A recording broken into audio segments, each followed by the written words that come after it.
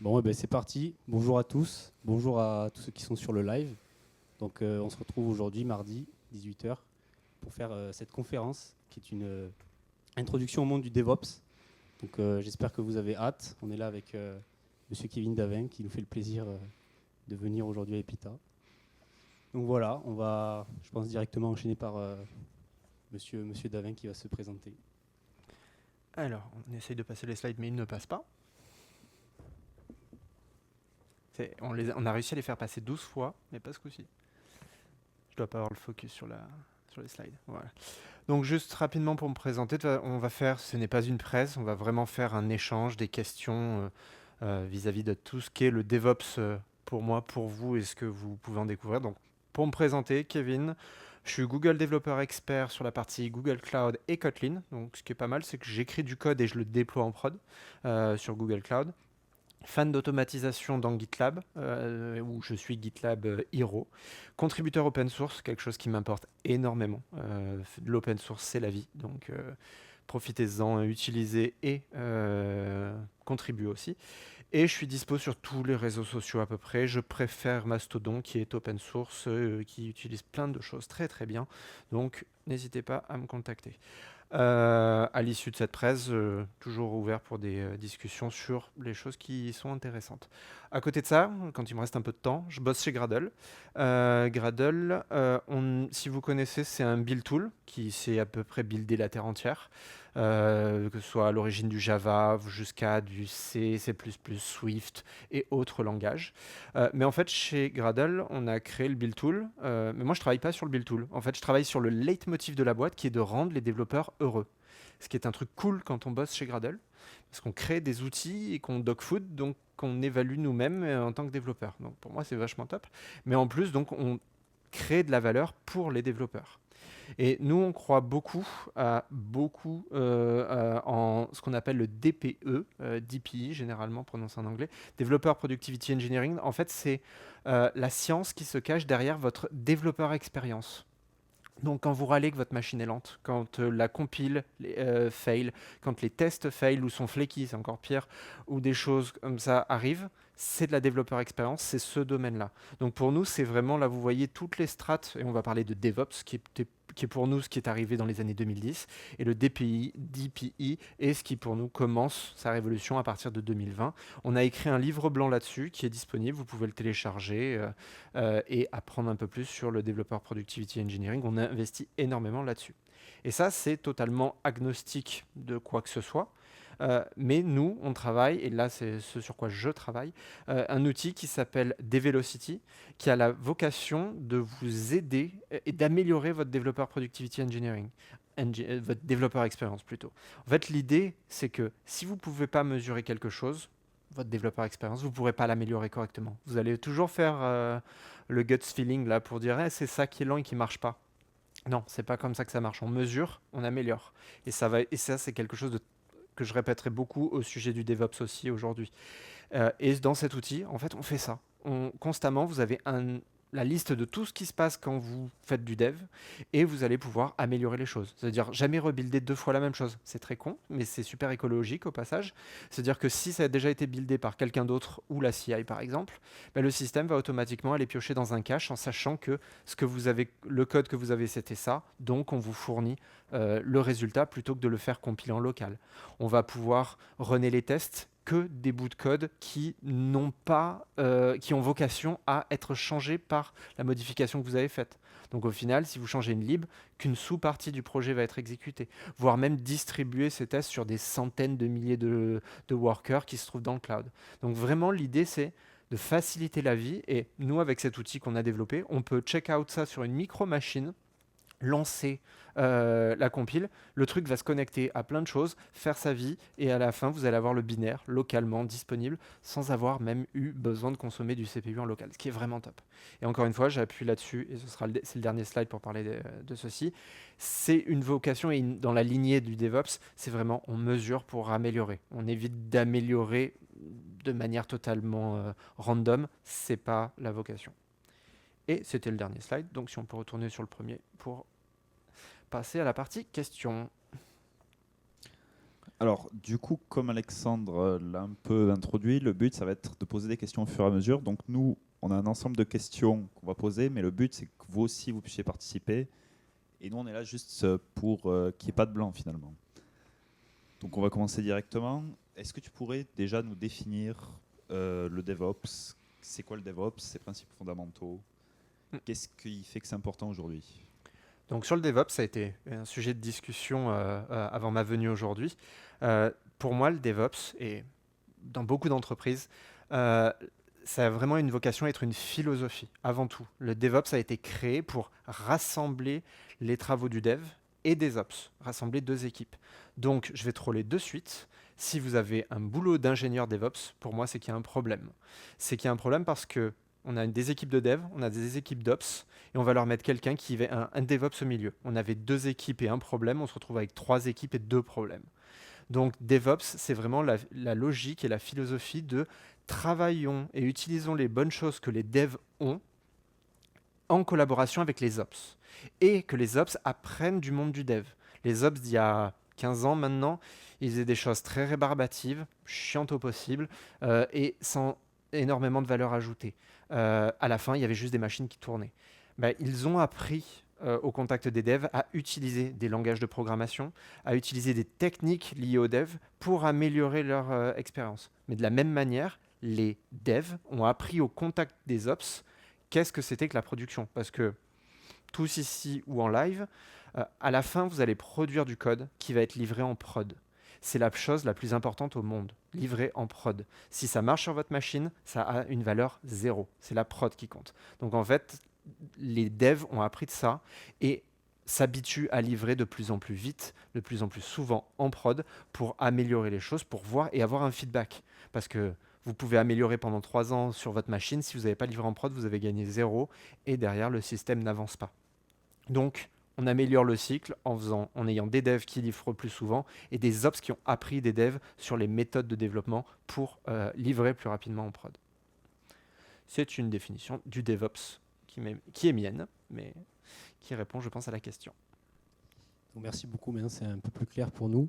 Donc, si on veut continuer dans cette lancée-là, on peut te demander si tu peux nous expliquer ton parcours académique, comment tu en es arrivé là et qu'est-ce qui t'a fait avoir cette définition du DevOps. Alors, parcours, j'ai fait la fac à Lagarde, donc près de Toulon, spécialisé dans la sécurité informatique, donc pas du DevOps à l'époque. J'ai eu, et je remercie encore, des super profs qui m'ont appris à aimer le code, à aimer ce que je faisais, et m'ont même appris à apprendre, ce qui est vraiment quelque chose d'extrêmement important dans notre domaine. J'ai commencé là-dedans avec de la sécurité, mais c'était pas le truc qui me bottait le plus. Donc au final, derrière, je me suis lancé dans du service, dans une boîte de service, où je me suis dit, bah, je vais apprendre au contact. Et petit à petit, par curiosité, j'ai voulu un peu toucher à tout. Donc j'ai vraiment fait un peu de tout, du dev, de la sécurité, parce que j'avais ce background, du front, du back, de la data, jusqu'à maintenant du cloud. Et en fait, en touchant à tout ça, c'est ce qui me permet de comprendre, quand je dev, les impacts que ça a sur d'autres parties de la partie tech, hein, même pas forcément du business ici, mais avoir toute cette vue sur les systèmes pour comprendre que, ah tiens, là je vais changer un truc, ouais, ça marche local. C'est bien parce qu'en local, je réinstalle toujours from scratch, mais en prod, on a de la data, et peut-être que cette requête SQL qui va mettre à jour le modèle, elle va exploser le système ou le bloquer pendant 4 heures, et ça, c'est pas possible. Donc ça permet, quand on touche un peu à tout et qu'on s'essaye à ce genre de choses, ça permet d'avoir ce feedback pour demain apprendre de tout ça et pouvoir délivrer plus facilement.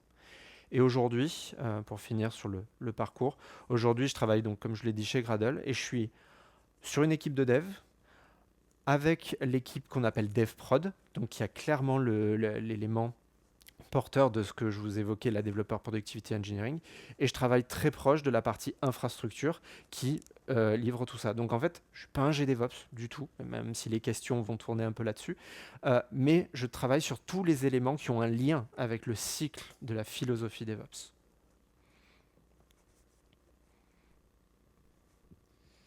Et du coup, dans la suite de ça, qu'est-ce qui t'a attiré vers le DevOps et voilà, qu'est-ce qui te plaît dans ce domaine et dans ce métier, même si tu considères que c'est pas un métier. On va la voir plusieurs fois celle-ci. Qu'est-ce qui me plaît? Pour moi, la prod. Le fait de livrer un truc en prod, c'est ce qu'il y a de plus important. J'ai fait des projets où le fameux cycle en V, que vous voyez beaucoup moins aujourd'hui, mais qui malheureusement arrive parce que on a beau dire on est agile, on livre on fait de l'intégration continue et on livre une fois par semaine dans un environnement interne. C'est pas souvent le cas directement en prod à la fin. Donc moi, c'est vraiment ce qui m'a plu, c'est le fait de pouvoir livrer quelque chose, le voir en prod, avoir des feedbacks utilisateurs et derrière pouvoir amener ça et réapprendre de ce qui a été fait. Et au final, la roadmap que vous avez écrit un jour n'a plus aucune raison d'être le lendemain quand vous avez les feedbacks utilisateurs parce que peut-être que c'est ce que vous aviez défini avant, ça n'a plus raison d'être. Le système a changé, les utilisateurs, c'est eux qui drive.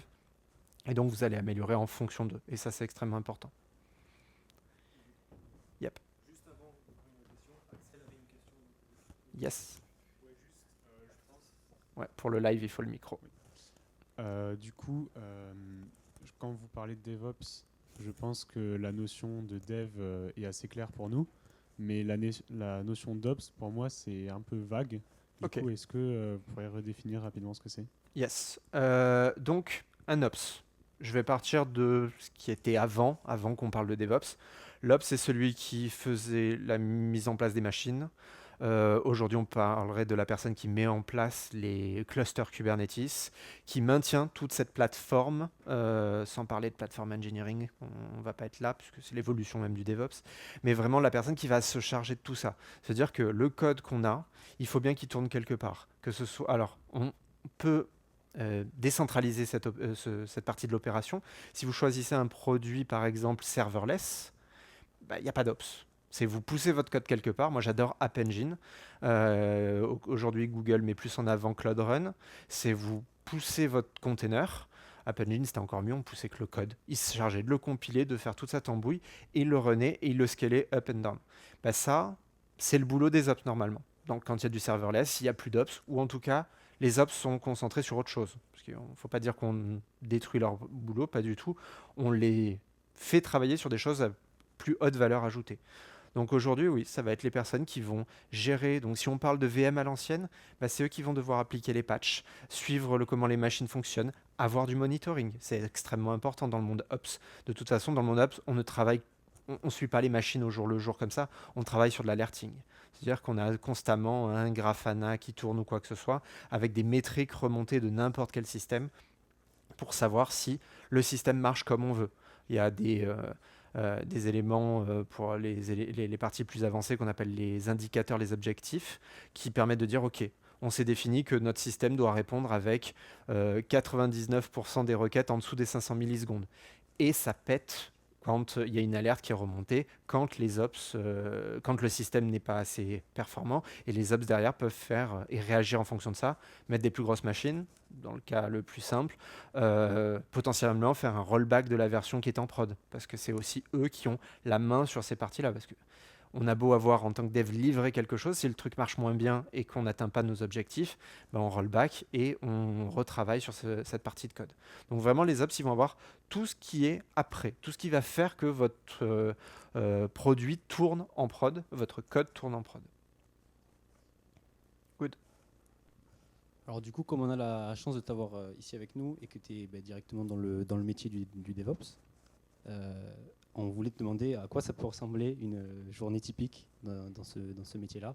Surtout, dans ton cas en distanciel, ça doit être différent aussi de quelqu'un qui travaille en présentiel. Donc voilà. Yep. Alors, je vais répondre de deux manières différentes, puisqu'il y a le fameux ingé DevOps, ce que je décriais tout à l'heure.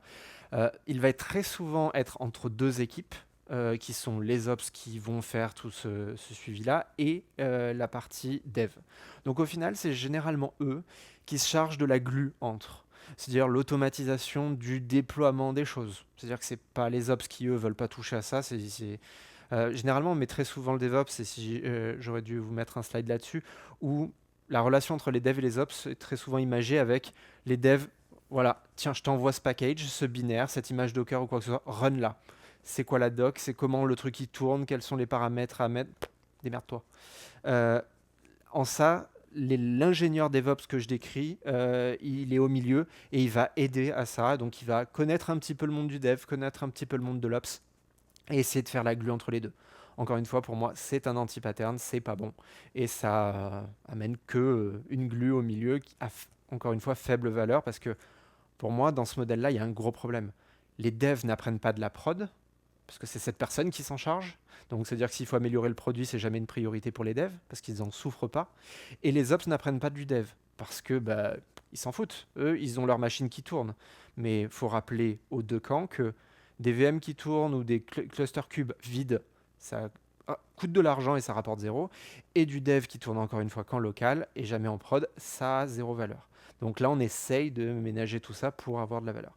Par contre, pour répondre dans mon métier, qui n'est pas stricto sensus du DevOps, moi je travaille entre ces 4 équipes et je vais essayer, je suis plus orienté dev si je devais me qualifier, voire même si vous connaissez le terme, c'est ce qu'on appelle SRE, Site Reliability Engineer, c'est ceux qui vraiment se chargent de faire qu'une appli sache tourner en prod. Et parce qu'au final, on ne peut pas demander à tous les développeurs de connaître par cœur tous les paradigmes du déploiement dans le cloud, par exemple. C'est compliqué, il y a plein de contraintes à connaître, potentiellement des contraintes en fonction de là où vous déployez. Donc à partir de ça, on va essayer de les aider et de les guider, tout comme on va essayer de guider aussi l'infra pour se dire « Oh, on a une appli qui fait ça, ça et ça très bien, choisis les briques d'infrastructure qui vont permettre de faire ça. » Mais à contrario du rôle DevOps que je disais au milieu, qui est une glue, qui va juste essayer de disparaître en réduisant les problèmes. Moi, j'amène les problèmes vers les autres. C'est un peu con, mais en fait, je les mets en face de leurs contradictions pour leur montrer que non, là, ton code en dev, exemple tout bête. J'ai eu à faire à des PR comme ça récemment. On est dans Cube, on scale à fond. On a des applis qui scalent dans tous les sens. J'ai des devs qui ne travaillaient pas en local dans Cube. Ils travaillaient en local sur du Docker. Ils avaient codé un truc parce que ils avaient besoin de lire un fichier de conf. Ils avaient codé un truc en local qui allait checker un file dans le file system tout le temps, toutes les n secondes, et qui allait changer la conf dans l'appli. On peut se dire, c'est cool, c'est une super feature. Valeur 0. Dans Cube, tout est immutable. Donc en fait, si votre conf elle change, vous êtes redémarré. Si vous êtes redémarré, c'est comme le premier démarrage. Vous faites la lecture au démarrage et vous êtes assuré que rien ne va changer. Donc en fait, on a un développeur qui ne connaît pas la prod et qui s'est emmerdé plusieurs jours à développer une feature qui n'a aucune valeur, voire pire, qui a fait remonter dans les statistiques des ops une lecture file system tous les X secondes pour rien.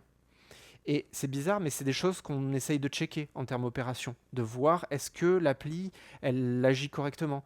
Et quand on a 500 applis en prod, mais qu'on en a une qui lit des trucs à intervalles réguliers, qui consomme ce petit truc toutes les X secondes, on se dit il y a un problème. Et franchement, relire un fichier de conf toutes les 5 secondes, ça a zéro valeur aussi. On a le temps d'attendre et ça aurait pu être à la minute, on ne l'aurait jamais vu. Mais vous voyez, c'est ce genre de choses où on a besoin d'apprendre de la prod quand on est des devs, et la prod a besoin d'apprendre ce qu'ils font tourner pour éviter de fournir une plateforme qui ne sert pas aux devs ou de fournir du code qui ne sera pas opérable correctement pour la prod. Et ça répond à la question de ce que je fais. Du coup, on avait une question ici, sur le chat. À Yes. quel moment on considère qu'on passe trop de temps à automatiser une tâche qui n'en vaut pas la peine? Par exemple, passer une semaine à écrire un outil qui permettrait d'économiser 15 minutes sur une tâche effectuée 2 fois par an. Il y a la réponse dans la question, hein, clairement. Alors, 2 choses. Déjà, il y a un truc où j'ai eu une sueur froide. On ne développe pas d'outils. C'est la pire chose. Et je pense que je ne suis pas un dev normal. Avec tous les devs avec lesquels j'ai bossé, dès qu'ils avaient un problème, ils créaient un outil. Non, arrêtez. Alors déjà, si vous créez un outil, commencez simple sur un truc en mode de temps libre et autres. On ne réinvente pas un outil en interne pour faire un besoin parce que vous allez mal le documenter. Vous allez partir de la boîte. Le truc va être maintenu par personne, va pas être compris par les suivants. Faites jamais ça. Il y a tellement de choses faites par des boîtes, que ce soit du Netflix, du Google, du Apple et autres, qui le font bien, qui le documentent et qui les mettent en open source. Basez-vous sur ce qui existe. Et vraiment, si vous avez un truc niche, regardez comment vous pouvez étendre quelque chose qui existe déjà. Ou amusez-vous sur du temps libre. Mais en termes d'entreprise, je déconseille de faire des outils. Et pour répondre à la question d'origine, sur quand est-ce qu'on arrête d'optimiser, Bah, en fait, quand vous pensez que la tâche, le ROI, le retour sur intérêt, est trop faible. C'est-à-dire que nous, on a des tâches qu'on fait, par exemple, toutes les releases. Donc aujourd'hui, on a un cycle de release qui, de mon point de vue, n'est pas assez fréquent. La tâche doit être faite toutes les 3 semaines. Eh ben, on l'a pas intégré dans la CI. On la lance, on a un script qui fait 4 lignes, qui fait le truc, qui a été développé. Je l'ai développé parce que j'en avais marre de le faire manuellement. Généralement, c'est la meilleure manière, hein. Vous laissez, vous le faites une fois, vous regardez le pattern, vous le faites une deuxième fois, vous dites bon bah ça je peux l'automatiser un tout petit peu. C'est des 4 lignes de shell, hein. Et je pense, je suis enregistré malheureusement, je ne recommande le shell que dans ce cas-là, quand vous voulez vraiment faire des toutes petites choses. Pas dès que, je crois que c'est chez Google d'ailleurs, vous n'avez pas le droit de faire un outil, un tools interne ou quoi que ce soit, de plus de n lignes de shell qui ne soient pas des appels d'outils externes. C'est-à-dire que dès que vous avez un for, par exemple, ou un if-else, vous switchez, vous faites du Python, vous faites un autre langage plus avancé que du shell. Fermez la parenthèse, faites pas des choses compliquées dans du shell, ça ne scale pas, c'est ingérable. Et je déteste ça au passage. Les personnes en code review avec moi le savent. Ensuite, nous, on utilise un petit outil qui s'appelle Task, où on lance la commande, et ça fait tout pour nous. Ça n'a pas été intégré à la CI, je pense qu'on pourrait passer 3-4 jours pour l'intégrer au système d'intégration continue qu'on a, mais en fait, on n'arrive pas à voir la valeur versus le nombre de fois où on le tourne. Demain, quand ça tournera ça, peut-être une fois par jour, là, peut-être qu'on l'y mettra. Donc, il y a un XKCD très très connu pour répondre à cette question, avec une matrice de combien de temps vous gagnez sur l'année, de combien de temps vous devez le faire. N'oubliez pas une chose, quand vous écrivez quelque chose, ça vaut et ça marche aujourd'hui, c'est pas dit que ça marche demain, parce que vous allez changer vos process. Donc vaut mieux peut-être un petit truc quick and dirty qui marche aujourd'hui et qui a une durée de vie de 3 mois, et qu'on n'ait pas peur de jeter, versus le fameux outil de la boîte qui a été créé, mais vous comprenez, il a été créé par l'ancien CTO qui est parti et toute notre boîte tourne là-dessus. Non, il faut, et je le répète tout le temps dans mon taf depuis des années, on écrit du code, mais aussi on en supprime. Il faut savoir supprimer du code, et des fois des petits outils comme ça, c'est juste des trucs qu'on écrit pour le jeter dans 3 mois. Là, on a clairement, nous, de côté des Velocity, on a une feature, on sait qu'on écrit un truc qu'on va jeter. Mais c'est plus simple d'écrire ce truc-là qu'on va jeter et brancher notre feature flag pour faire autre chose, plutôt que de commencer à faire un mode Big Bang et tout réécrire. Non, on fait petit à petit, et un petit outil comme ça, codé en 5 minutes en coin de table, peut largement vivre plusieurs années dans une entreprise, plutôt qu'un gros outil que personne ne saura maintenir. Voilà. Du coup, on avait une autre question dans le public. Yes. Alors ça tombe bien que tu aies commencé à en parler justement, notamment avec Task et puis Kubernetes tout à l'heure. C'est quoi en gros les outils que vous allez utiliser, donc, par exemple quand vous recevez du code de la part de vos développeurs pour ensuite les mettre en service? Quels outils justement vous utilisez pour faire ça? Alors, moi je prône le fait que les devs doivent connaître la plateforme où ils livrent, parce que c'est le meilleur moyen de la comprendre. Et donc de ne pas coder le truc débile que j'ai dit tout à l'heure de watcher le file system qui ne change pas. Donc, les devs, dans leur cycle de dev, ont déjà tout l'outillage qui va créer l'image Docker. C'est les devs qui ont à leur charge d'écrire les manifestes YAML. Qui vont permettre de déployer dans Cube. Et n'hésitez pas à me couper si je parle d'un truc que vous ne connaissez pas très bien. Cube, c'est quelque chose de connu pour vous? N'hésitez pas à me dire. Pas tellement, ok. Dans Cube, on écrit, c'est un langage déclaratif. Vous connaissez le SQL? Un peu plus? J'ai eu un oui. Je m'accroche à ce oui parce qu'il est important. Apprenez le SQL, c'est une chose très importante. Apprenez-le quand même. Et je ne vais pas troller tant que ça enregistre, mais je vous dirai d'autres trucs après. En fait, ce Cube et le SQL ont une chose en commun, ce sont des langages déclaratifs. Et ça, pour moi, c'est la chose la plus importante dans ce qu'on fait au jour le jour, dans la tech aujourd'hui, ce qu'on appelle des langages de niveau 4. Les niveaux 3 et 2, ça va être ce que vous écrivez avec du C, C++, Go, Java, Python, quoi que ce soit. C'est des langages impératifs. Vous écrivez quelque chose, vous dites à la machine ce qu'elle doit faire. Prends cette valeur, mets-la dans tel registre, fais une addition, fais ce truc. Ok, ça, c'est les trucs à l'ancienne. Et le SQL, même si SQL est plus vieux que moi, c'est un langage où vous dites ce que vous voulez et c'est le système qui va interpréter ça pour vous donner le résultat.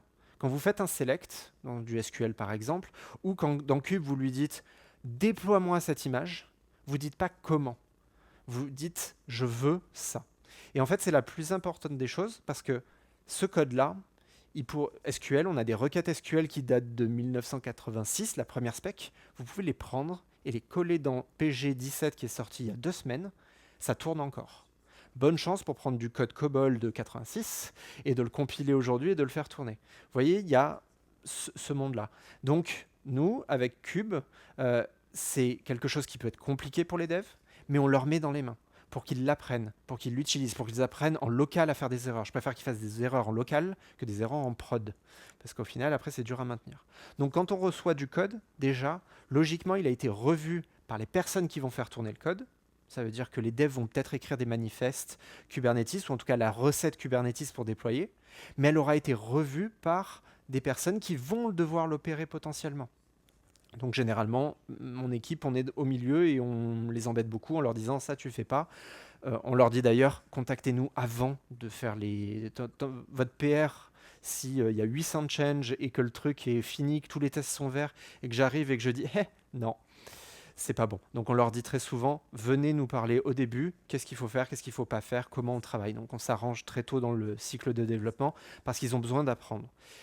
Mais après, derrière, si ça tourne en local, que la CI est configurée correctement, la prod, elle a quasiment qu'à dire, ok, je veux le truc qui a été fait dans ce commit-là, déploie-le. Et nous, c'est clairement ça. On pointe juste sur un ID de commit au niveau Git, ce qu'on fait du GitOps, très tendance dans le monde DevOps. On lui dit, c'est cette version de l'appli que je veux, celle derrière ce commit-là, et ça va tirer automatiquement la définition Kubernetes, les images des conteneurs qui sont associés, et toutes les dépendances qui traînent avec, et compagnie, le binaire qui a été packagé dans l'image Docker. Donc il y a tout ça, et donc au final, c'est vraiment le fait de travailler ensemble. Encore une fois, pour moi, le DevOps, c'est vraiment ça, travailler ensemble entre les équipes d'Ops et de Dev. Je ne sais pas si ça répond entièrement. N'hésite pas à dire non, il n'y a pas de problème. Je vais peut-être t'embêter avec une question un peu ouverte et qui pourrait être très longue à répondre. Mais Putain, déjà que les précédentes étaient longues. Mais tout à l'heure, on avait une petite timeline avec les différentes philosophies de dev et de ship. Et est-ce que tu pourrais juste faire un court résumé sur le cycle en V, l'agilité, le DevOps, le DPI et les différences qu'elles apportent Merci. Particulièrement le DevOps et le DPI, du coup, si possible. Yes. Alors, on va essayer de repasser sur le slide, parce que je montre ce slide à chaque fois, mais je me rappelle plus ce qu'il y a dedans. Moi, je me rappelle que je travaille sur la fin. Je vais partir des années 90, parce que je n'ai pas connu avant, et surtout que c'était très très bas niveau. Sur le change management, c'était vraiment l'idée de cycle en V. C'est la grosse Bertha de l'époque. Je ne sais pas si vos profs vous en ont déjà parlé de tout ça, mais c'est... Voilà, je vois les mains qui se secouent. Donc cycle en V, je vais vous faire la version quasiment caricaturée. Oh, reviens toi. Non, trop tard. Est-ce que tu peux me remettre le slide? J'ai touché l'écran. Désolé. Donc cycle en V, vous avez un projet qui naît. Ça va être quasiment une histoire perso puisque je l'ai vécu. Une entreprise vient, je veux construire ce produit pour améliorer mes ventes, quoi que ce soit. Ok, besoin. Qu'est-ce qui se passait derrière? Généralement des sociétés de conseil mettaient des personnes qui avaient vocation à décrire le business dans un langage texte, on était dans Word, mais dans un langage compréhensible par des équipes qui vont devoir implémenter. Donc, on crée ce qu'on appelle des specs. Vraiment les specs fonctionnels. Après, on avait les specs techniques qui étaient juste une retranslation. Donc déjà, c'était des interviews. Ensuite, ça devenait un doc. On retransmettait ça généralement à des équipes qui ne parlaient pas à l'équipe 2 crans avant. Donc, qui, eux, transformaient un business qu'ils ne connaissaient pas en des specs techniques, qui choisissaient potentiellement derrière, qui se disaient « Ok, bon, on chiffre. Ça va être quelque chose qu'on va développer pendant 1 an, 2 ans, 3 ans. » J'ai vu des projets foirer après 3 ans de dev sans jamais livrer. On fait ça. Derrière, ce qui a été fait, à l'époque on ne parlait pas de Kubernetes ou autre, mais ce qui a été fait, c'était livré à l'entreprise. Vous imaginez 3 ans dans un cycle de vie dans l'entreprise, peut-être que la personne qui a commandé le projet n'est plus là, voire même que le besoin n'existe plus. L'entreprise a shifté, ils construisaient des tables chez Ikea, maintenant ils vendent des ordinateurs. Rien à voir. Non, ça arrive, hein, pour de vrai. Hein. Et vous avez l'air con quand vous arrivez, que vous dites j'ai fini le projet, on n'a plus d'entreprise. Mais bizarrement, ils continuent à payer. Cherchez à comprendre. Et certainement des lignes comptables. Donc ça, quand il y a encore des équipes en face, bah, il y avait la QA, donc c'était l'entreprise en interne qui vous avait commandé le produit, qui faisait les tests pour voir si ça matchait le cahier des charges défini au coup d'avant, donc c'est généralement écrit 6 mois, 1 an avant, qui essayait de matcher ça, qui vous faisait des retours, derrière on part dans des délires contractuels, mais bon, vous deviez fixer ça. Oui, ça respecte les specs, non, ça respecte pas les specs, oui, mais ça a été interprété, je vous passe les détails. Derrière, c'est livré. Encore une fois, à ce moment-là, il peut être passé 2 ans sans que vous ayez vu la tête d'un ops qui va livrer et créer cette machine, hein, sur lequel votre truc va tourner. Vous savez même pas si ça va tourner sur la machine en question. Et derrière, c'était livré, ça pouvait marcher. Et après, on entrait généralement dans un cycle de maintenance ou d'évolution. Et là, on construit par-dessus sur des cycles qui devraient être plus courts. Mais généralement, on a un nouveau projet, on laisse l'ancien vivre dans un coin du SI et on passait à autre chose. D'ailleurs, il y a un très bon talk de Quentin Adam que je vous conseille sur comment les financiers ont fucked up l'IT en faisant que tous les projets devaient avoir des taux de rentabilité. Ce qui fait que, vous comprenez, ce projet-là qu'on a codé il y a 3 ans et qui nous a coûté X millions d'euros, vous allez devoir l'utiliser 10 ans. Même si la boîte a changé, même si le business change, vous allez devoir l'utiliser parce qu'on a payé pour et il faut le rentabiliser. C'est pas top, mais ça montre qu'il y a des dérives. Ça, c'est 90. Se réunissent, si je me souviens bien, une douzaine de personnes, 99, et ils écrivent le manifeste agile. Donc, je ne me rappelle jamais des règles de l'agilité, mais elles sont très importantes et elles prônent beaucoup de choses qu'on revoit dans le DevOps. Je vous dirai pourquoi après. Où vraiment ils poussaient à on arrête d'écrire des longues specs et on fait du code. Vaut mieux du code qui marche que des specs extrêmement détaillés, c'en est une. Et plein d'autres choses comme ça. Pas de relations contractuelles trop approfondies. En fait, on essaye de voir et de fixer plutôt que de se battre avec des avocats. Et de ça, en fait, est née certaines philosophies qui vont, au lieu d'avoir des cycles de 3 ans, pourraient avoir des cycles beaucoup plus courts. Et on peut tomber jusqu'à de l'extrême programming pour certains, où c'est dans la journée, vous allez potentiellement livrer plusieurs fois par jour. J'ai des amis chez Doctolib, si vous connaissez Docto. Ils sont géniaux pour ça. Ils livrent 3-4 fois par jour le site Doctolib entier, tout le système. Et d'ailleurs, ils sont assez fous. Et Arnaud, si tu me vois, je t'adore. Qui est en charge d'ailleurs de la partie DevProd chez eux. En fait, Docto livre tout le temps, mais eux, ils ont une philosophie one. C'est-à-dire, ils ont un. Tout est un. Ils n'ont pas de microservices. Pour eux, ils ont un monolithe, une database. Et ça tourne très bien. Bon, ils arrivent à taper les limites de AWS. D'ailleurs, ils sortent d'AWS à cause de ça, sur certaines parties. Mais vraiment, il y a une philosophie de, OK, on code, on envoie, ce que je vous disais tout à l'heure, on envoie en prod, on teste, on voit. Si la CI est green, si tous les systèmes de sécurisation au milieu sont OK, qu'il y a eu une code review, que la CI est OK, il n'y a aucune raison de ne pas aller en prod. Et ils y vont tout le temps, hein, même le vendredi. Donc, ça part direct. Donc ça, année 2000. Et derrière, philosophie DevOps. Parce qu'on avait beau dire qu'on envoyait en prod. En fait, à l'époque, on envoyait aux ops. Mais les ops, ils vivaient encore, malheureusement, comme dans le monde d'avant. Donc en fait, quasiment, et un anglicisme qu'on connaît tous, les devs ont disrupté l'ops. Parce qu'au final, ils avaient tellement besoin de ce feedback et de livrer. C'est-à-dire qu'un ops, imaginez, son cahier des charges de livraison, 12 pages de Word avec 80 étapes manuelles. Si vous livrez 4 fois par jour, il décède. Ou vous en embauchez 50. Mais bon, ça ne livrera pas quand même. Donc au final, eux, ils ont aussi shifté et ils ont commencé à utiliser les pratiques qui avaient été faites dans le monde du dev pour améliorer le monde de l'ops. Et donc de là, on est arrivé sur ce fameux DevOps qui est normalement la conjonction des deux équipes, comme je l'ai décrit tout à l'heure, plutôt que d'avoir 2 équipes séparées et les devs qui râlent dans leur coin. Mais nous, on a fait notre taf. Hein. La V12, elle est livrée. Vous êtes encore en V2, en prod. C'est pas notre problème. Donc ça a cassé le truc.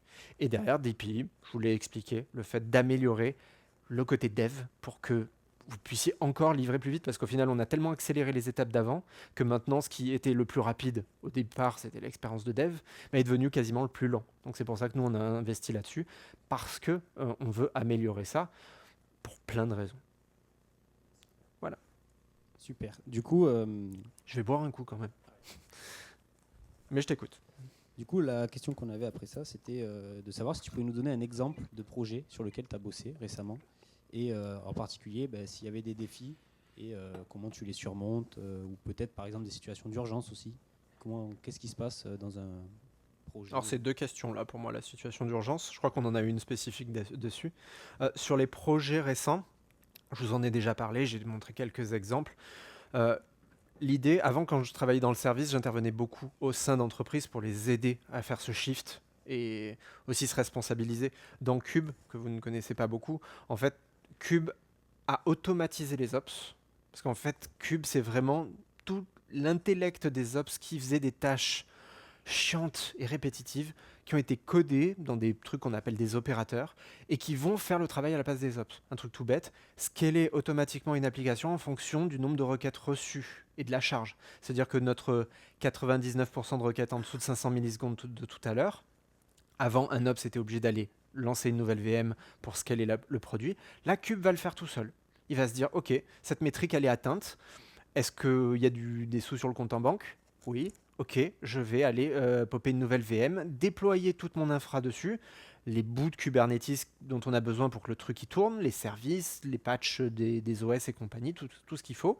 Et à la fin, le truc s'enregistre dans le réseau de Cube et dit « OK, je suis là, je peux faire tourner des machines. » Tourner des pods dans ce cas-là, donc qui sont les conteneurs dont on a parlé tout à l'heure. Donc l'idée, vraiment, ça va être d'utiliser tout ça le plus possible. Et quand j'ai annoncé ça à certaines entreprises en leur disant on peut scaler de 0 à 100 pods en container en quelques minutes, ils m'ont dit clairement, véridique, il va falloir qu'on embauche du monde côté Ops parce qu'ils sont pas prêts. Je dis pourquoi? C'est bon. Pourquoi? Il dit parce que nous, à chaque fois qu'une appli elle pop, on est obligé d'ouvrir des ports dans le firewall. On vit plus à la même époque. Donc à partir de ça, c'est vraiment des cas d'usage, mais vraiment l'idée de mêler ces équipes pour que parce que être un ops et ouvrir des ports d'un firewall avec un ticket qui arrive sur un outil de ticketing interne, c'est chiant encore une fois. La personne n'a pas une valeur ajoutée énorme. Aujourd'hui, on pourrait faire ça avec de l'IA quasiment. Donc là, c'est vraiment encore une fois recentrer ces personnes sur des travaux à valeur ajoutée. Ça ne sert à rien de faire des études longues si c'est pour à la fin juste cliquer dans une UI et cliquer dans une autre UI pour choper l'info. Donc là, c'est vraiment le cas pratique. Pour la réponse sur les éléments reliés à la prod, ça va vraiment être sur le monitoring et sur comment on gère de la prod. J'ai fait quelques années en mode Ops pur. C'est l'éclate, on s'amuse bien, on dort peu, parce que quand vous livrez, quand vous êtes qu'en Europe, ça va, parce que vous avez un truc fou qui s'appelle la nuit. Donc vous pouvez livrer la nuit, vous dormez le jour généralement, mais vous livrez la nuit. Quand vous êtes en mode worldwide, avec un produit qui tourne partout, vous avez plus ce luxe. Ce qui n'est pas plus mal, parce que ça vous permet de livrer le jour, et d'avoir une vie aussi. Mais en vrai, ça vous amène d'autres problèmes. Et la gestion, moi j'adore, et les gens ne comprennent pas ça, et je les comprends. Moi, dès qu'il y a un incident, je m'éclate. En fait, c'est là où il y a les choses les plus intéressantes. Parce qu'un système qui tourne, c'est chiant.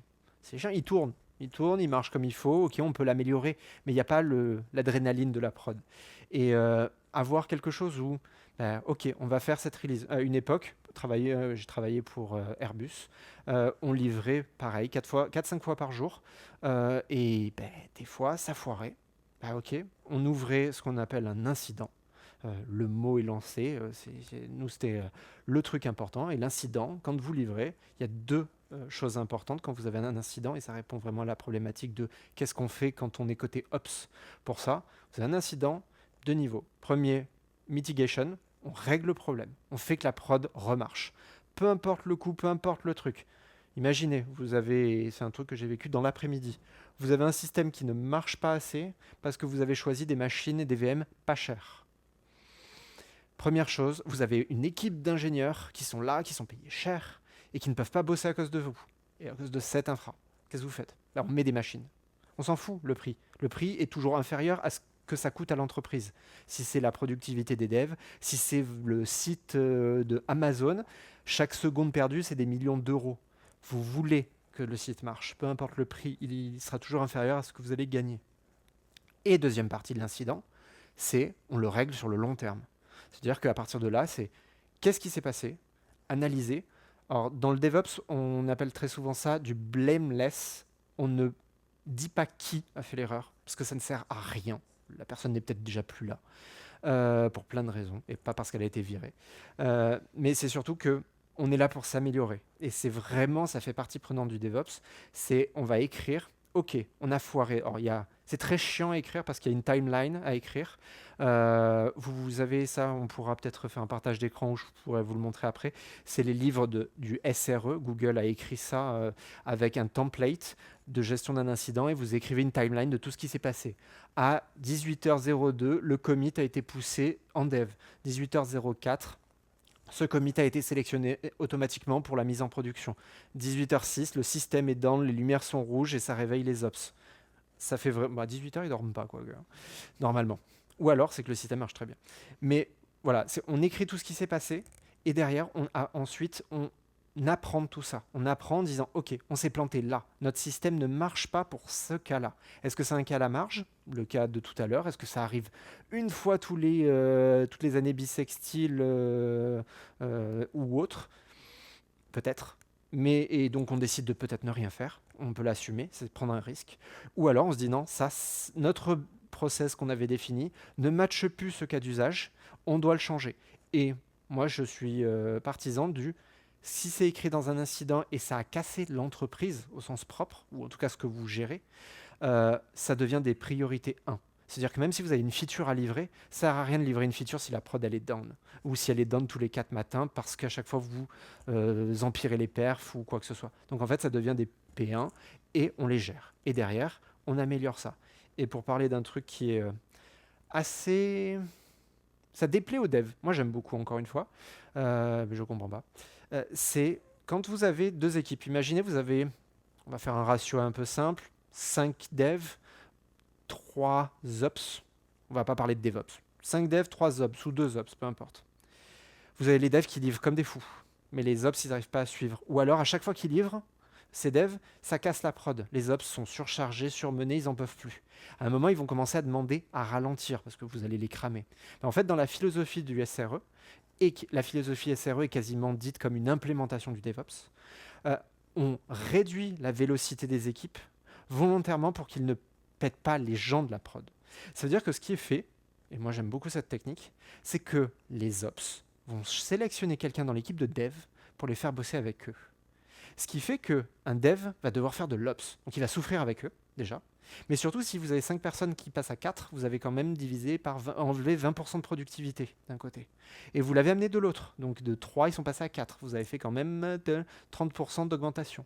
Et donc de ça, vous allez réduire la productivité d'un côté, l'augmenter les ops de l'autre, et permettre aussi que le produit se gère d'une meilleure manière. Et donc, les gens vont apprendre parce qu'ils vont être immergés dans la vie des ops. Donc, encore une fois, travailler ensemble. Il y a une autre technique qui, je crois, est utilisée chez Red Hat. Il y a une très bonne présentation d'Emmanuel Bernard qui a été faite à Devox il y a 3 ans, si je ne me trompe pas. Oui, 2024, ça doit être ça, 2 ans. Qui dit, les devs gèrent la prod. Je ne dis pas que les devs sont les ops. Les ops les aident, mais gèrent la prod du produit au début de sa vie de produit. Et en fait, quand le produit est assez stable, il le donne aux ops. Quand les ops le manipulent, le truc est stable. Ok. Le cycle s'enchaîne, le système marche et autres. Pas de problème, ça reste comme ça. La qualité descend. Le produit commence à foirer ou compagnie. Les ops commencent à alerter. Si ça diminue encore, les ops redonnent aux devs la charge de l'opération du produit. Quand je dis ça, attention, ce n'est pas les devs qui sont les ops. Les ops sont toujours là en support, mais ils shiftent la responsabilité sur l'équipe de départ. Donc au final, si vous devez que produire du code versus produire du code et en plus manager les erreurs de prod, vous ne faites plus le même travail, votre vélocité elle descend et ça en devient une priorité 1 de nature. Donc il y a plusieurs paradigmes, plusieurs logiques, mais ça permet peut-être de résumer comment gérer ce genre de choses quand on est en prod comment gérer des incidents, par exemple. Merci beaucoup. Donc du coup, après ça, on voulait te poser une autre question. Donc, quelles peuvent être les compétences techniques qui seraient essentielles à ton travail et aussi quelles compétences peut-être non techniques sont aussi importantes pour travailler dans le DevOps. On voit que ton travail, en fait, était écrit DevOps dans le document. Compétences techniques. Alors, technique, connaître la stack. Connaître la stack sur laquelle tout va tourner. On parle du cloud provider, connaître. Je dis pas, et je prône très souvent ce qu'on appelle les T-shaped people, donc les personnes en forme de T. C'est des personnes qui ont une connaissance très avancée dans un domaine, la barre du T. Donc généralement, quand on va parler de dev, ça va être dans le langage et dans la capacité à écrire des algorithmes qui vont solver un problème business, ce fameux T, mais qui connaissent quand même un peu tous les autres domaines. Ça veut dire que tu n'as pas besoin d'être un expert du front, mais tu vas savoir que si on fait un truc pas bon côté back, ça va avoir un impact sur ce genre de choses côté front. Savoir que dans un cube, par exemple, tout est immutable et donc ça ne sert à rien d'écrire un watcher sur le file system. Donc c'est avoir cette petite base qui permet de se dire, ok, ce qu'on m'a demandé ou ce que je vais faire, ça va dans la lignée et la vision de ce qu'on utilise et ça ne va pas à l'encontre juste parce que, et ça c'est ce que je vois le plus souvent, trust me, I'm an engineer. Crois-moi, je vais le faire. Je vais toujours trouver, un dev va toujours trouver une solution à un problème. Il y a d'ailleurs plus de solutions que de problèmes généralement, ce qui devient lui-même le problème. Donc voilà, c'est vraiment cette capacité technique de, ok, je sais sur quoi on tourne, savoir être critique aussi par rapport à ces éléments-là, et voir où ça marche. Et je pense sur la dernière chose technique, keep it simple. Je pense que c'est la chose que j'ai pas assez appris quand j'ai fait mes études, mais que par contre j'ai beaucoup trop vu comme principe non suivi dans mes expériences.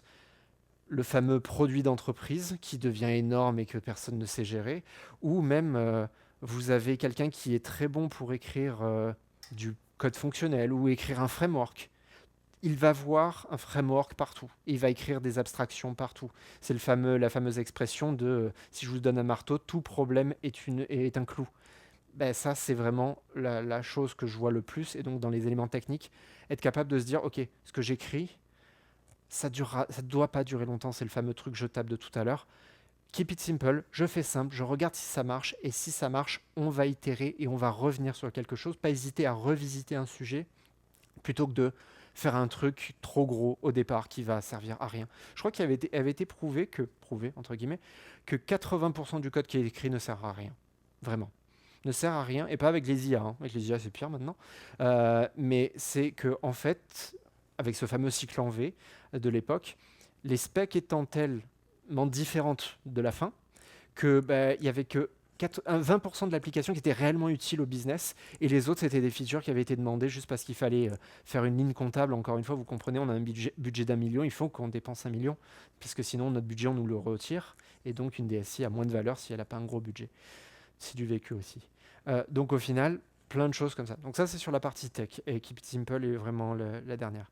Sur les parties organisationnelles, dans le DevOps, comme je vous l'ai dit, il faut parler à plein de monde. Donc va falloir être capable de montrer, démontrer, partager. En remote, c'est encore plus compliqué, même si c'est des expériences géniales. Partager avec tout le monde une vision, savoir où on va, ce qu'on fait, pourquoi, comment. Toujours penser un coup d'avance sans l'avoir implémenté, mais savoir vers quoi on va. Et ça, c'est vraiment quelque chose, c'est compliqué. Et c'est pas... ça s'acquiert avec l'expérience. Et c'est pour ça que moi, je vous ai parlé tout à l'heure d'open source.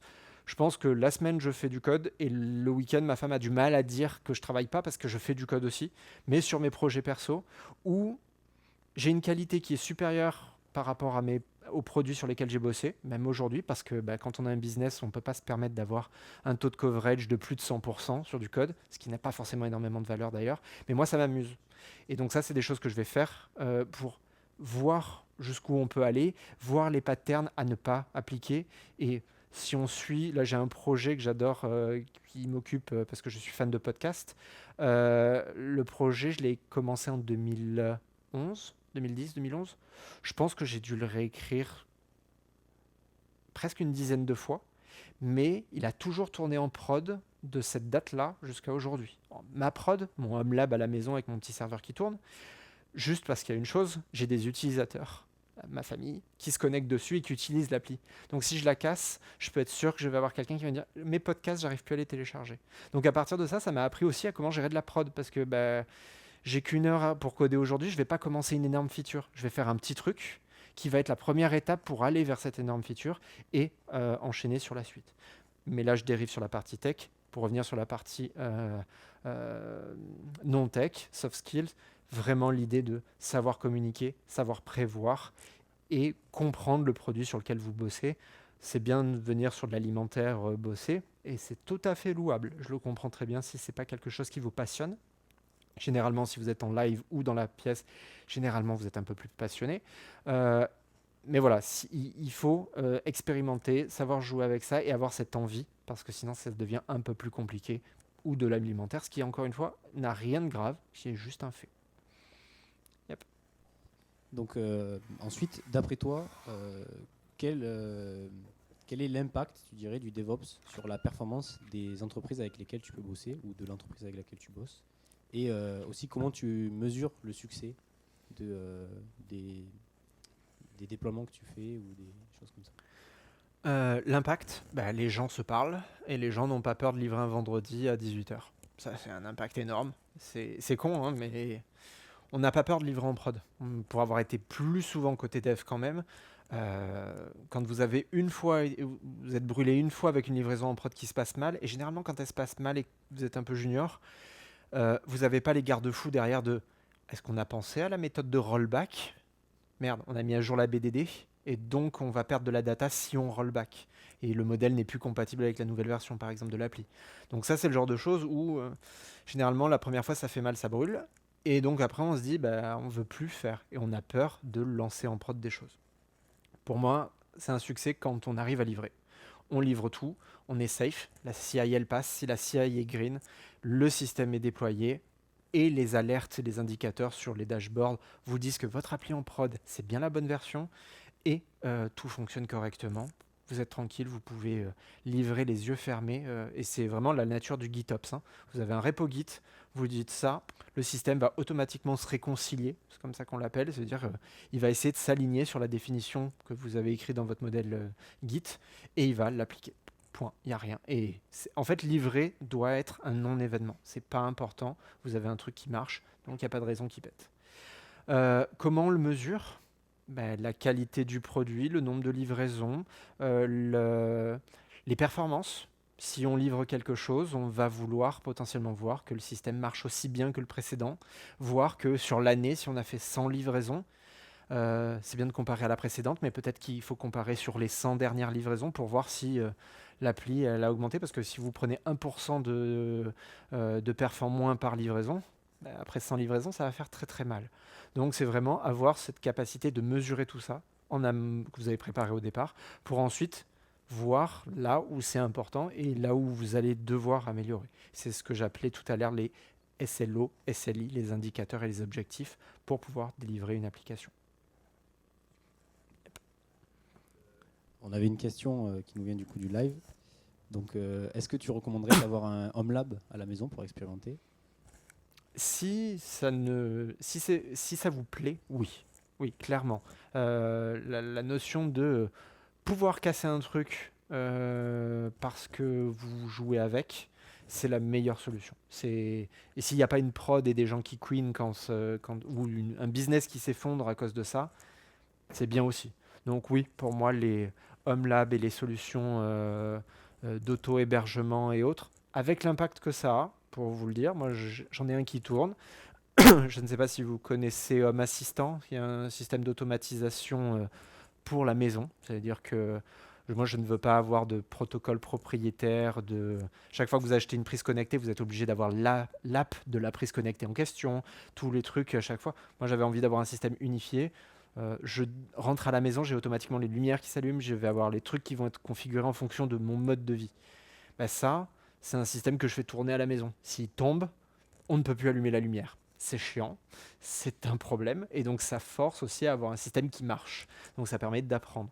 Et à tel point, pour le citer, sur cette automatisation, Home Assistant a fait une mise à jour août dernier.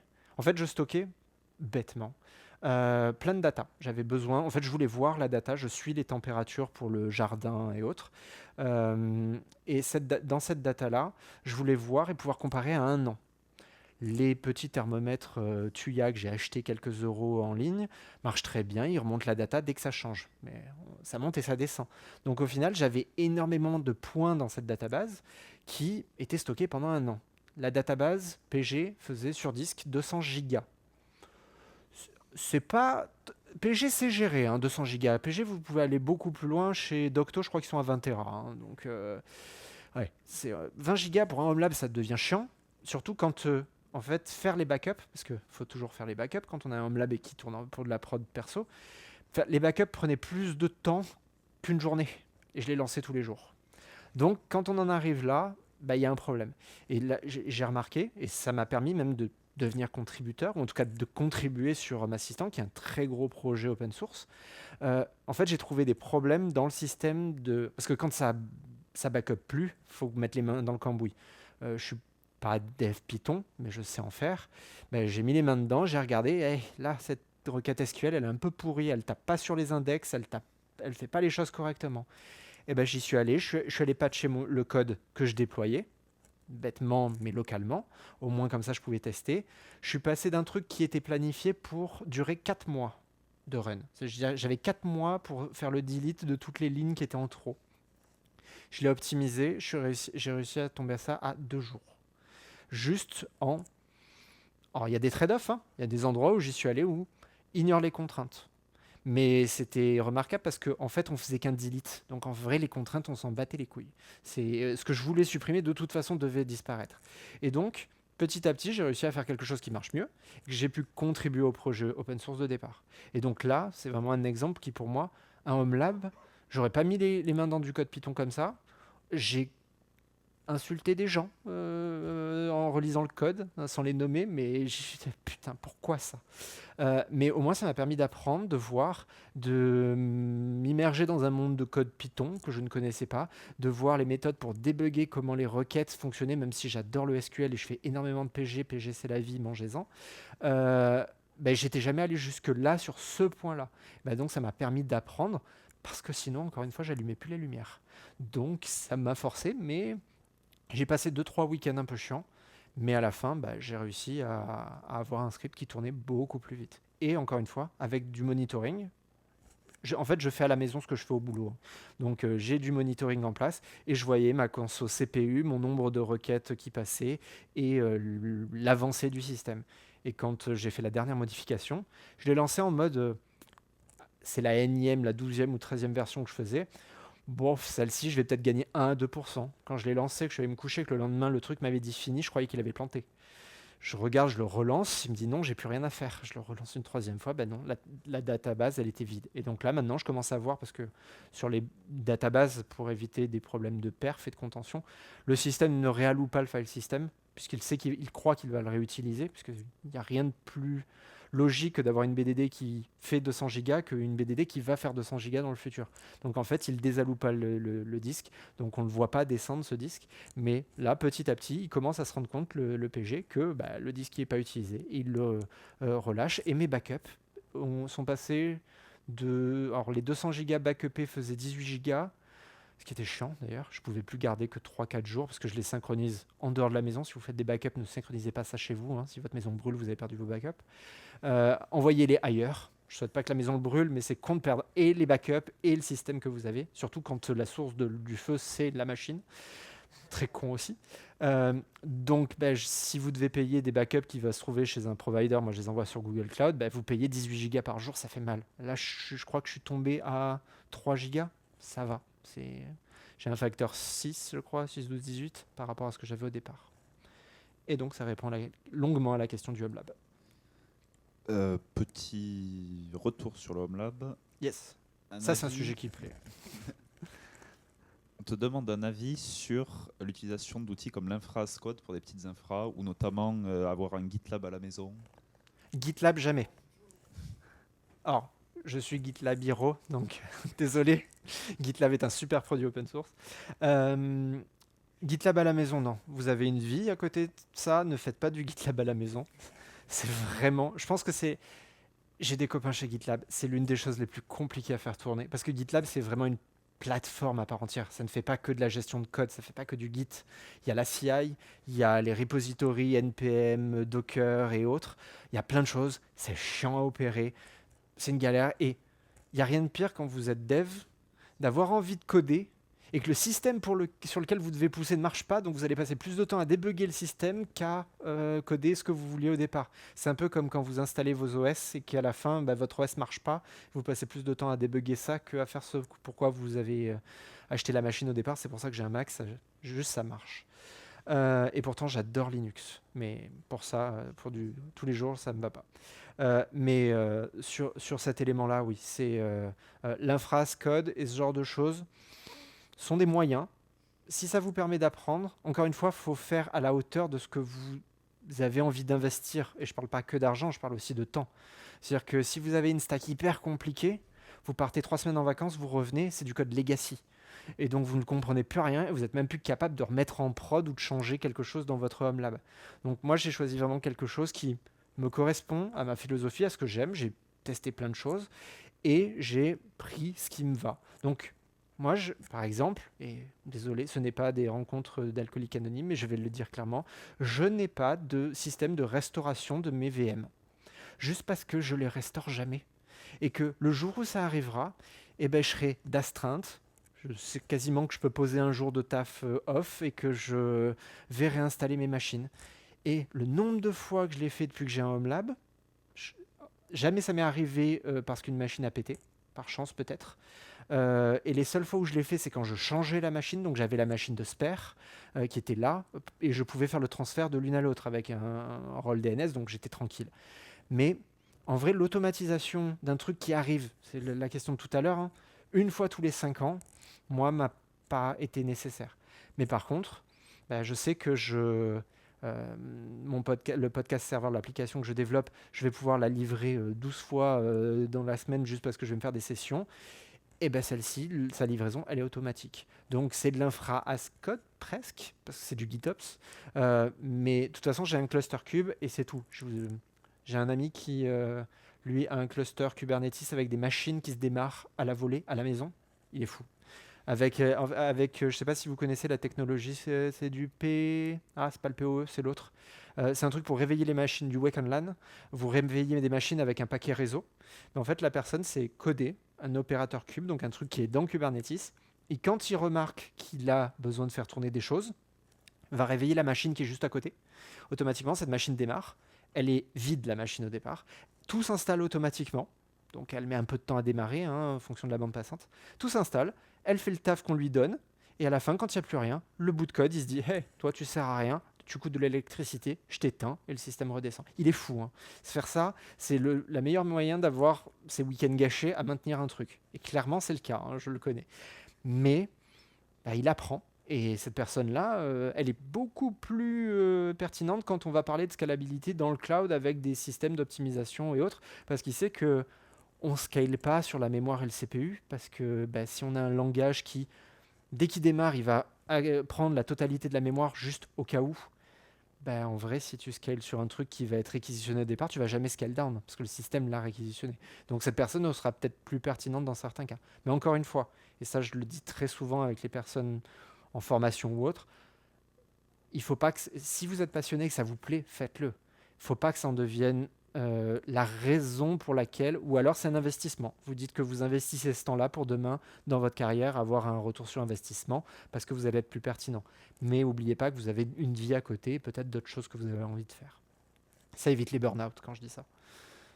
Yes. Super. Du coup, pour continuer, toujours dans l'optique un peu d'apprendre, on aurait une question qui est quel conseil tu donnerais à un étudiant ou à des jeunes professionnels qui souhaitent se lancer dans une carrière de DevOps ? Donc, qui cramerait peut-être pas des week-ends du coup, mais...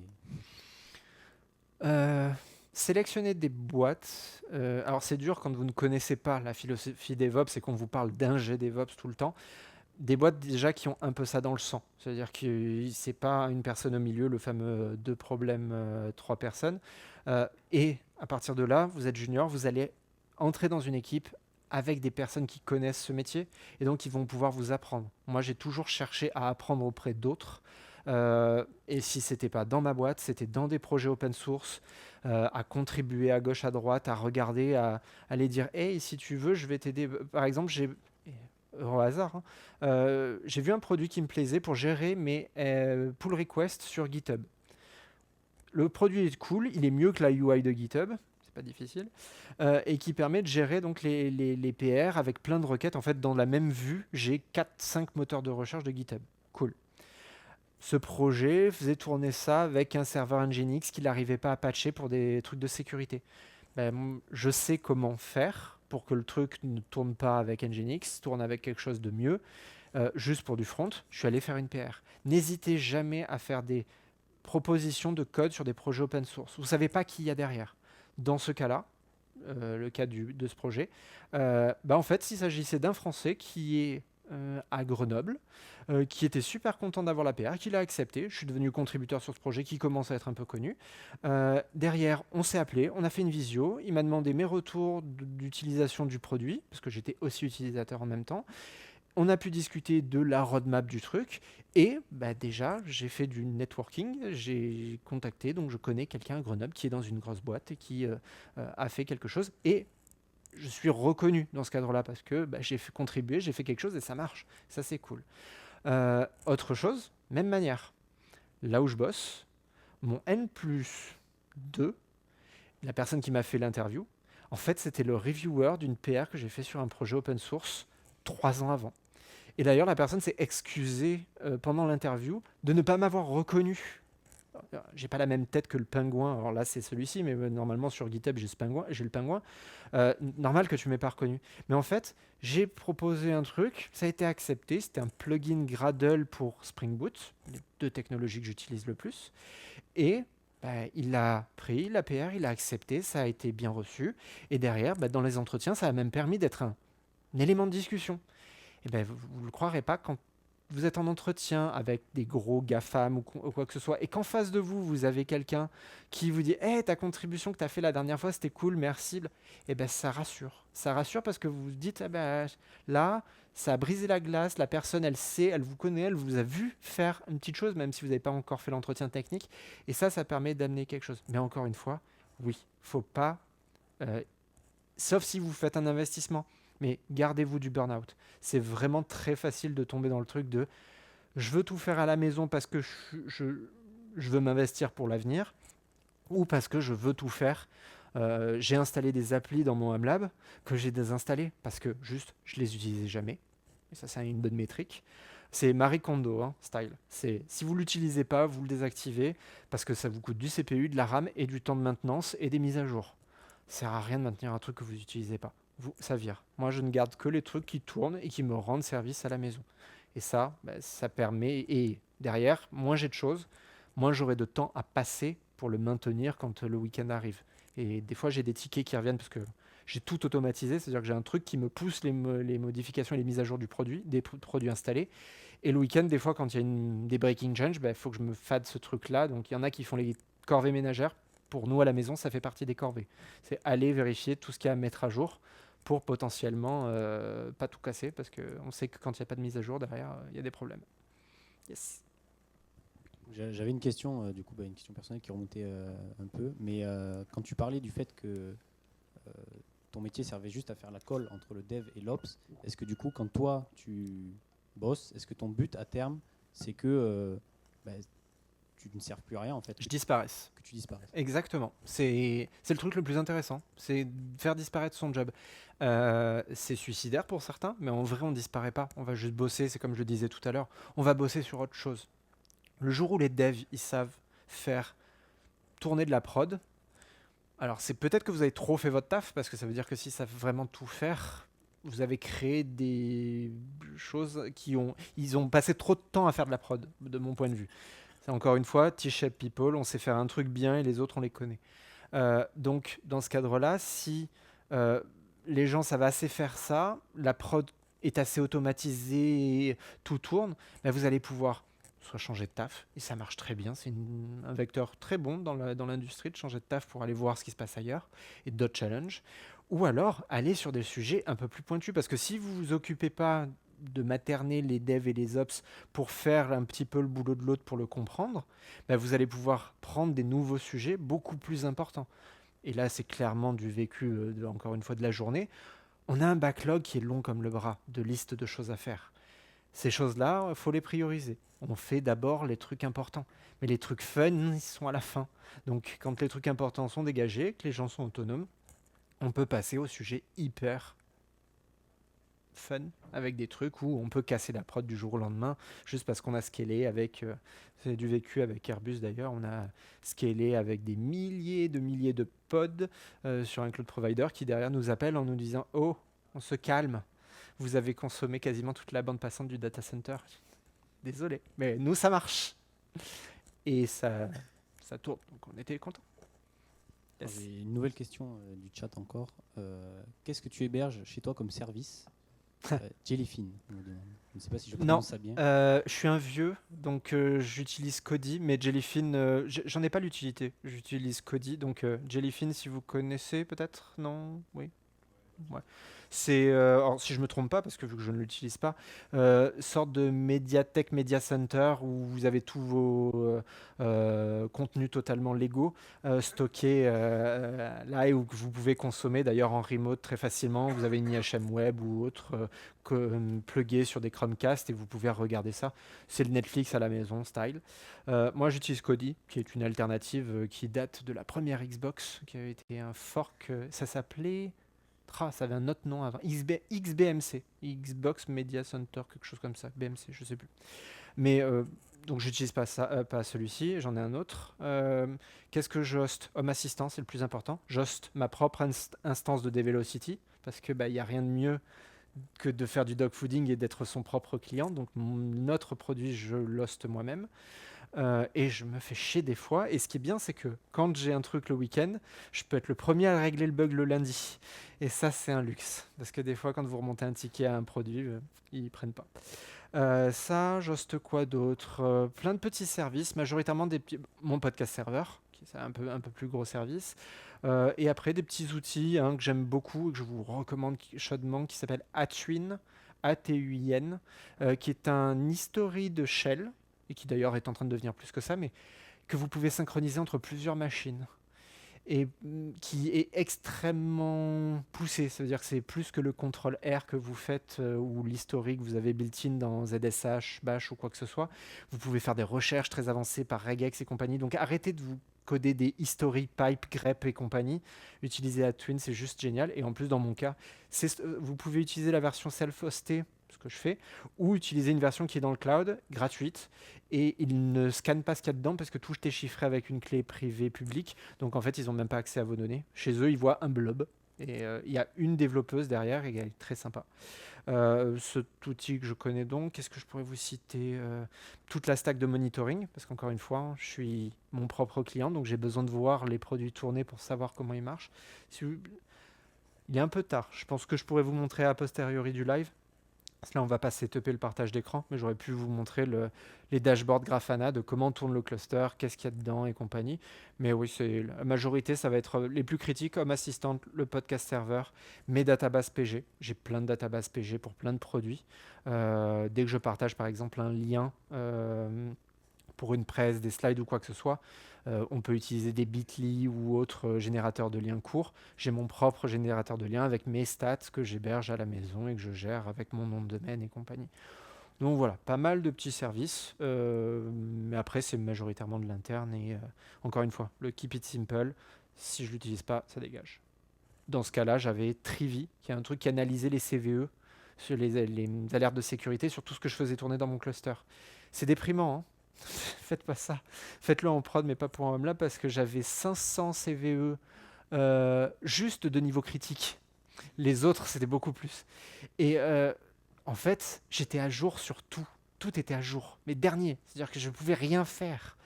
Donc en fait, et si tu peux rien faire, c'est que c'est pas actionnable. Donc c'est que ça sert à rien. Donc ça dégage. Donc c'était mon cas. Yes. On nous demande aussi un avis sur Vault Warden.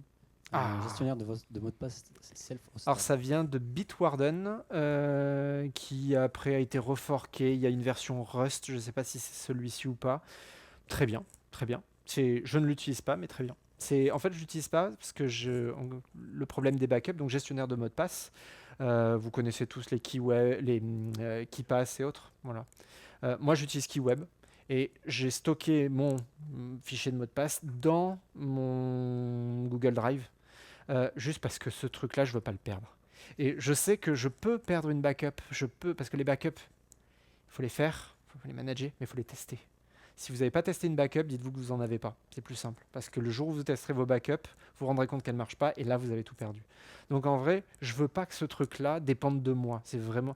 Donc, je l'ai sur un disque, je le sauvegarde à plusieurs endroits, même des fois je l'envoie sur mon truc de cloud, mais je veux pas qu'il soit chez moi, parce que c'est vraiment le truc que je veux avoir tout le temps avec moi, et donc moi j'utilise KeyWeb, qui est un KeyPass, une IHM de KeyPass qui est disponible en ligne. Si vous allez sur app.keyweb.info, si je ne me trompe pas, vous avez l'IHM et c'est tout dans le browser, où il y a une application standalone, mais qui est juste un wrapper de la web app disponible. Donc moi j'utilise ça depuis des années, ça marche et ça me convient. Alors, juste pour Et Bitwarden, j'ai jamais compris l'UI. Chaque fois que je l'utilise, il y a des champs partout, je comprends rien, donc ça c'était trop compliqué pour moi. Je le mentionne juste pour les gens, mais toutes les choses que tu mentionnes, nous, après le live, on reviendra dessus pour les donner des liens et tout ça. Bonne chance. Par contre, un élément intéressant, je fais du GitOps. Donc tout ce que j'installe est dans un repo Git. Ce repo Git est en open source. Donc si vous voulez, je simplement partager le lien et vous verrez tout ce que j'installe sur mon truc, et vous pourrez même voir ce que j'ai installé, ce que j'installe, ce que je vais installer. Et j'ai même mes issues avec mon truc qui me dit hey, ce serait bien que tu installes ça parce que tu en as peut-être besoin. Par exemple, ça c'est peut-être la plus mauvaise idée. Mastodon. J'adore ce réseau social qui est beaucoup mieux que les deux autres, surtout qui est libre et open source. J'hoste ma propre instance.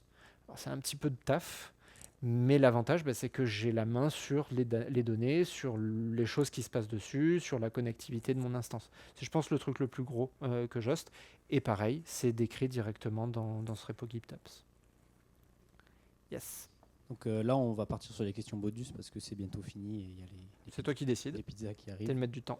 J'attends les deux autres qui reviennent. Oh, ils sont en train de se taper les pizzas. C'est ça. Mais tant qu'on a du temps, du coup, Yes. on avait donc une question bonus qui était avec la montée en puissance des infrastructures cloud et IA, comment ces technologies impactent ton travail au quotidien en tant qu'ingénieur? Alors, cloud, ça a façonné mon travail. Moi, je suis à l'origine, quand vous prenez mon CV, je suis spécialisé dans les systèmes distribués. Il n'y a pas de système distribué généralement sans cloud. C'est très rare les clouds on-prem, ou alors les gens appellent ça un cloud on-prem, mais ils ont juste un hyperviseur avec 4 VM qui tournent et ils appellent ça un cloud interne. Donc, pour moi, le cloud, ça a vraiment changé clairement la manière de travailler, surtout sur cette capacité, cette rapidité à aller en prod. Je citais App Engine qui date de 2008. Cloud Run est sorti en 2019 ou 2018, si je ne me trompe pas. Vous avez un truc qui tourne en local, 5 minutes après, vous êtes en prod. Ça, c'était impossible avant. Et de manière sécure et safe et compagnie. Donc ça, vraiment quelque chose qui a changé pour moi le monde. Et surtout, on a des nouveaux problèmes. Et donc ces nouveaux problèmes, il faut trouver les meilleures solutions. Pour la partie IA, un petit peu plus circonspect là-dessus. Pour moi, l'IA, c'est bien, ça aide. J'utilise énormément l'IA dans des cadres très créatifs. Quand j'écris des prêts, par exemple, je vais avoir un copilote, non pas l'outil, mais vraiment l'IA en tant que tel, où je vais lui dire j'ai besoin d'une image qui évoque cette idée. Ma femme en avait marre surtout de m'aider à faire ça, donc je me suis rabattu sur une IA. J'ai besoin de donner cette idée, cette image dans un slide. Et je suis très con, je choisis des thèmes dans mes présentations, donc en plus j'essaie de me coller à un thème. Donc je l'avais fait sur des films, et pour donner un cas particulier, c'était que des films films cultes entre les années 80 et les années 2010. Je n'avais le droit de piocher mes images que là-dedans. J'ai utilisé un chat GPT Gemini, et ce que je faisais, c'est que je lui décrivais ce que je voulais, et je lui dis trouve-moi ce qu'il faut. Et en fait, il allait me piocher et il me donnait clairement la scène de tel film à tel moment. J'étais même un peu con.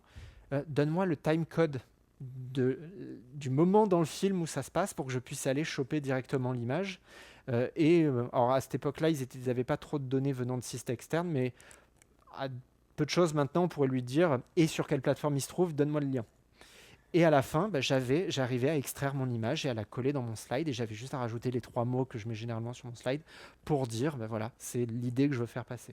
Donc moi, j'utilise l'IA vraiment dans ce cadre-là, parce que généralement, dans la partie code, elle me saoule. Elle me propose des choses qui peuvent aller, mais on le voit, et c'est ce qu'on appelle le churn. La capacité à un bout de code généré par l'IA, une IA, a tendance à être retirée, modifiée, altérée d'une quelconque manière dans les premières 24 heures à hauteur de 80%. Donc en fait, ouais, elle vous guide, mais pour moi, c'est plus un Stack Overflow plus directement intégré dans l'IDE que quelque chose qui sait exactement ce que je veux faire et pourquoi je veux le faire. Donc oui, ça donne de l'idée. Quand on démarre, pour moi, c'est la meilleure chose, mais avec les petites guillemets ou la petite astérisque de « attention, il y a beaucoup de merde ». Ça veut dire que ce que vous lisez, c'est vous qui êtes responsable, que vous écrivez indirectement, vous en êtes responsable, vous allez devoir le maintenir. Maintenir avec des tests, avec du code, avec plein de choses. Et le faire tourner en prod aussi. Donc faites attention quand vous sélectionnez du code venant d'une IA. Des fois c'est pas top, sans parler des problèmes de sécu que ça des fois ingère et vous ramène automatiquement. Donc pour moi, voilà, cloud d'un côté, IA de l'autre. Bon bah super, merci. Je pense Et donc que la fin c'est pizza. voilà, je pense qu'on va conclure du coup. Alors je sais pas si tu as quelque chose qui te reste à dire ou qui te vient. Non, rien de particulier. Pour revenir sur les éléments, et au moins comme ça, c'est enregistré, je l'ai dit. Encore une fois, DevOps, c'est pas un métier. Donc, si quelqu'un vous le propose, vous le savez. Et c'est de la collaboration, c'est du travail entre des personnes tech avec un but commun, la prod. Et au final, c'est quand tout ça se passe bien que vous avez un produit en prod que normalement tout le monde est content. Et normalement, ça fait le taf. Merci à vous en tout cas. Et Alors si je pense qu'il y a un truc qu'on peut faire à partir, c'est déjà te remercier d'être venu et peut-être merci à vous de m'avoir invité. t'applaudir si on a la force. C'était très gentil. Donc voilà, on va tout ranger et pour ceux que ça intéresse, on peut descendre d'un étage à l'étage 0. Au rez-de-chaussée, il y a les pizzas qui nous attendent. Donc Coucou les gens du live. Voilà. Fallait venir. Eux n'auront pas les pizzas. Voilà, malheureusement. Voilà. Ah, ils ont peut-être beaucoup. mangé pendant eux. Allez.